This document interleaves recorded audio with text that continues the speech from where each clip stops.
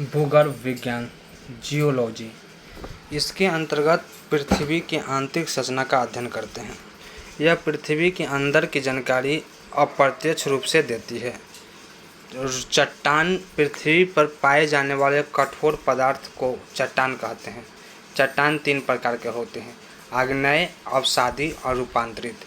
आग्नेय चट्टान, इसका निर्माण लावा से होता है। इन्हें प्राथमिक चट्टान कहा जाता है। आग्नेय चट्टान कठोर होते हैं। इन पर रासायनिक अपक्षय का प्रभाव नहीं पड़ता है। इन पर रासायनिक अपक्षय का प्रभाव नहीं पड़ता है। इन पर भौतिक अपक्षय का प्रयोग होता है। आग्नेय चट्टान को 2 भागों में बांटते हैं: बाह्य आग्नेय और आंतरिक आग्नेय। बाह्य आग्नेय चट्टान यह तब बनता है जब लावा भूमि के ऊपर चला आए और इसका रंग काला होता है। इसके घिसावट से काली मिट्टी बनती है, बेसाल्ट चट्टान जिसको कहते हैं। दक्षिण भारत में काली मिट्टी होने का प्रमुख कारण बेसाल्ट चट्टानें हैं। आंतरिक आग्नेय चट्टान, इसका निर्माण तब होता है जब लावा भूमि के अंदर रहता है। ये 2 प्रकार के होते हैं: पतालिका तथा मध्यवर्ती। पतालिका ये बहुत ही गहराई में होते हैं, जैसे ग्रेनाइट और गोवेरा। और मध्यवर्ती, इसका निर्माण तब होता है जब लावा भूमि के सतह तक पहुंच जाए। इसे आकार के अनुसार कई भागों में बांटते हैं: लौकोलिथ यह गुंबज के समान होता है। लैपोलिथ यह तस्तरी के समान होता है। फेकोलिथ यह उभर खाबर की संरचना होती है, इसीलिए क्षैतिज रूप में पाया जाता है। डाइक यह लोहा के समान खड़ा लंबत रहता है। आग्नेय, बाह्य और आंतरिक। पतालिका और मध्यवर्ती। अवसादी चट्टान, ये आग्नेय चट्टानों के टूटने से बनता है। यह कई परतों से बनता है, इसलिए इसे परतदार चट्टान कहते हैं। सभी ईंधन की प्राप्ति अवसादी चट्टान से होती है। अवसादी चट्टान को तलछटी चट्टान भी कहते हैं। अवसादी चट्टान को द्वितीय चट्टान तथा आग्नेय चट्टान को प्राथमिक चट्टान कहते हैं। प्राकृतिक गैस तथा पेट्रोलियम की प्राप्ति अवसादी चट्टान से होते हैं। एग्जाम्पल: बालू पत्थर, चिकनी मिट्टी, चूना पत्थर। भौतिक अपक्षय के अभाव के आग्नेय तथा अवसादी दोनों पर पड़ता है, जबकि रासायनिक अपक्षय का प्रभाव केवल अवसादी चट्टानों पर पड़ता है। चट्टानों में सर्वाधिक मात्रा में ऑक्सीजन तथा सिलिकॉन पाया जाता है। पृथ्वी की जानकारी संरचना। पृथ्वी की आंतरिक संरचना को जानकारी अप्रत्यक्ष रूप से मिलती है। पृथ्वी के अंदर जाने पर तापमान तथा घनत्व दोनों बढ़ता है। 32 मीटर की गहराई पर जाने पर 1 डिग्री तापमान में वृद्धि हो जाती है। पृथ्वी की आंतरिक संरचना की जानकारी सर्वप्रथम एडवर्ड स्पेस ने दिया। इन्हें पृथ्वी को 3 भागों में बांटा: सियाल, सीमा और निफा। सियाल, सीमा और निफा। सियाल ये पृथ्वी के सबसे बाहरी परत है। इसमें सिलिकॉन और एल्युमिनियम की अधिकता है। यह 50 किलोमीटर से 300 किलोमीटर गहरा रहा है। रासायनिक रूप से यह अम्लीय है। इसी पर महाद्वीप तथा महासागर स्थित है। सीमा, यह पृथ्वी के मध्य परत है। इसमें सिलिकॉन तथा मैग्नीशियम की अधिकता होती है। रासायनिक रूप से यह क्षारीय है।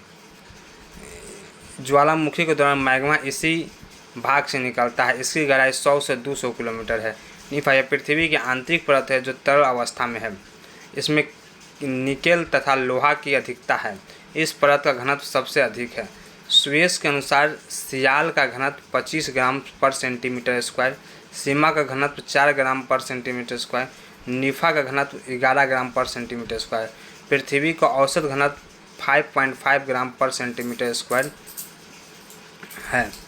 स्वेस ने पृथ्वी का घनत्व 5.5 बताया, जो कि सही है, किंतु इसमें पृथ्वी के विभिन्न परतों का स्पष्ट नहीं किया।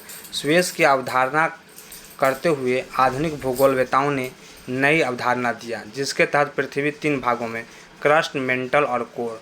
क्रस्ट ये पृथ्वी के सबसे ऊपरी बाहरी परत है। प्रकृति में यह अम्लीय है। महाद्वीप तथा महासागर इसी पर स्थित है। इसकी गहराई 20 किलोमीटर से 40 किलोमीटर है। पृथ्वी का कुल आयतन का यह मात्र 1% है। इसे 2 भागों में बांटते हैं: ऊपरी सीमा को ऊपरी क्रस्ट और निचली क्रस्ट। ऊपरी क्रस्ट को क्रस्ट अम्लीय है, निचली क्रस्ट क्षारीय है। क्रस्ट, मेंटल और कोर। मेंटल यह पृथ्वी के बीच वाला परत है जो अर्ध तरल है अर्थात प्लास्टिक के समान है। ज्वालामुखी के दौरान तरल मैग्मा इसी परत से निकलता है। इसे निम्न गति के मंडल कहते हैं, क्योंकि इस परत में भूकंपीय तरंग की चाल घट जाती है। इस परत की गहराई 900 किलोमीटर तक है। यह पृथ्वी का सबसे बड़ा परत है। पृथ्वी के कुल आयतन में इसका 83% योगदान है। इसे दो भागों में बांटते हैं, ऊपरी मेंटल तथा निचली मेंटल। यह पृथ्वी के सबसे केंद्रीय भाग है। इसका तापमान सबसे अधिक रहता है। यहाँ गुरुत्वाकर्षण क्षमता अधिक होने के कारण इसे गुरुत्वीय मंडल कहते हैं, अतः इस मंडल के धात्विक मंडल भी कहते हैं। इसे दो भागों में बांटते हैं, ऊपरी कोर तथा निचली कोर। यह पृथ्वी के कुल आयतन का 16% है। पृथ्वी की उत्पत्ति। प्रारंभ में पृथ्वी धधकता हुआ आग के गोला था। कालांतर में इसमें सिकुड़न उत्पन्न हुआ और इसकी बाहरी भाग सिकुड़ गया। कुछ समय पश्चात पृथ्वी के भाग बन गए और बाहरी भाग को पेंथलासा कहा गया और आंतरिक भाग को पेजिया कहा गया। आगे चलकर पेंजिया दो भागों में बंट गया। पेंजिया को उत्तरी भाग को अंगारा लैंड कहलाया, जबकि दक्षिणी भाग को गोंडवाना लैंड कहलाया। वर्तमान में उत्तरी गोलार्ध के देश अंगारा लैंड का भाग है, जबकि दक्षिणी गोलार्ध का देश गोंडवाना लैंड का भाग है। भारत उत्तरी भाग अंगारा लैंड तथा दक्षिणी भाग गोंडवाना लैंड का भाग है। अंगारा तथा गोंडवाना लैंड के बीच में टेथिस सागर था, जहां आज हिमालय पर्वत स्थित है। महाद्वीपों के वर्तमान स्वरूप को अंतर्राष्ट्रीय मान्यता नहीं मिली है। वेगनार ने महाद्वीप विस्थापन का सिद्धांत दिया। उत्तरी ध्रुव के समीप बिखरे हुए द्वीप पेथलासा का भाग है। प्लेट विवर्तनीय सिद्धांत, इसे हैरी हैश ने दिया। इसके अनुसार पृथ्वी बहुत मोटे प्लेट पर टिकी है। इस प्लेटों की मोटाई 100 किलोमीटर होती है। महासागर के समीप ये प्लेटें पतले होते हैं, जबकि महाद्वीपों के समीप ये प्लेट मोटे होते हैं। पृथ्वी के कुल 7 बड़े और 20 छोटे प्लेट हैं। 7 बड़े प्लेट उत्तरी अमेरिका, दक्षिणी America, Antarctica, Africa, Europe, Indo Australia, प्रशांत महासागर प्लेट के अभिसरण से भूकंप आते हैं, अर्थात प्लेटों का किनारा भूकंप के कारण बनते हैं। नवीन पर्वतों के नीचे भी भूकंप आते हैं। प्रशांत महासागर प्लेट सर्वाधिक प्लेटों से सीमा बनाता है, जिस कारण प्रशांत महासागर में सर्वाधिक भूकंप आते हैं। नेपाल यूरेशिया तथा इंडो ऑस्ट्रेलिया का सीमा पर है, जिस कारण वहां भूकंप आता है। अंटार्कटिका प्लेट किसी भी प्लेट के समीप नहीं है, जिस कारण वहाँ भूकंप नहीं आता है। भूकंप भूपट्टी के अचानक डोलन या कंपन को भूकंप कहते हैं। फोकस मूल, पृथ्वी के अंदर जिस स्थान से भूकंप प्रारंभ होता है उसे मूल कहते हैं।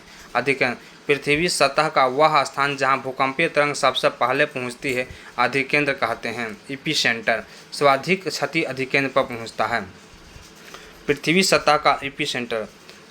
फोकस, फोकस है मूल, पृथ्वी के अंदर जिस स्थान पर भूकंप प्रारंभ होता है उसे मूल कहते हैं। अधिकेंद्र या एपिसेंटर, पृथ्वी के सतह का वह स्थान जब भूकंपीय तरंग सबसे पहले पहुंचता है अधिकेंद्र कहलाता है। सर्वाधिक क्षति अधिकेंद्र पर पहुंचती है।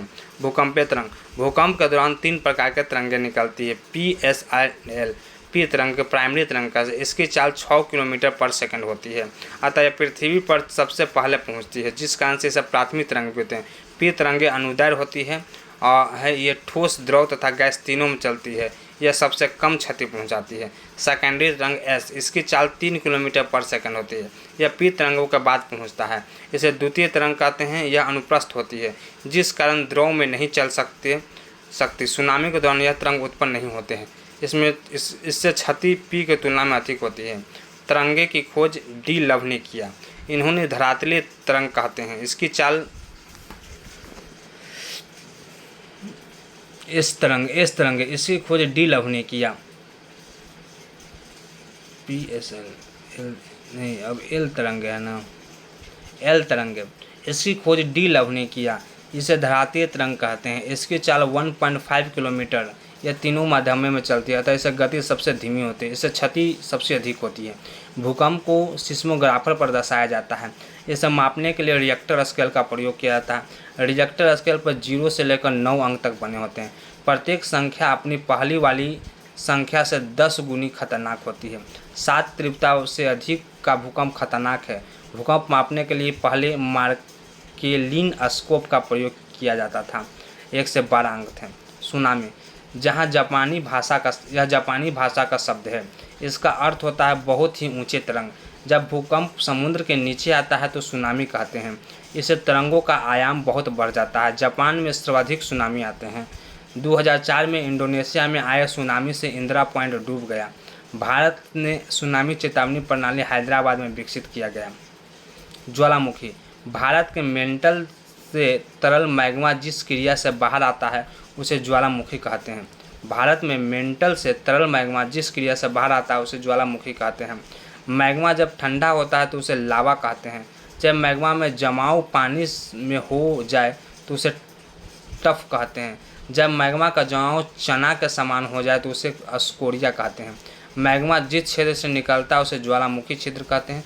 जब ज्वालामुखी क्षेत्र बड़ा हो जाता है तो उसे क्रेटर कहते हैं। क्रेटर का आकार जब बड़ा हो जाता है तो उसे कालडेरा कहते हैं।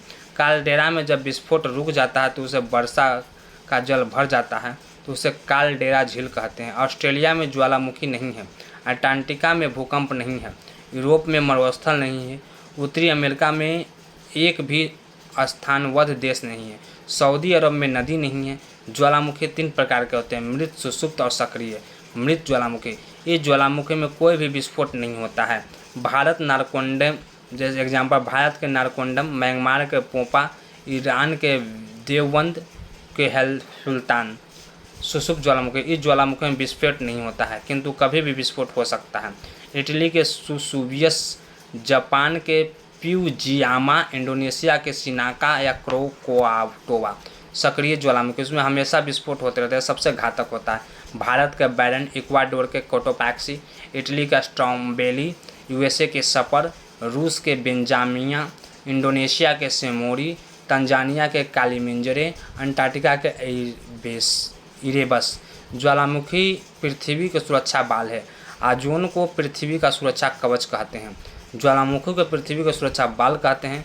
ओजोन को पृथ्वी का कवच कहते हैं। ज्वालामुखी के दौरान सल्फर डाइऑक्साइड, जलवाष्प तथा कार्बन डाइऑक्साइड निकलते हैं।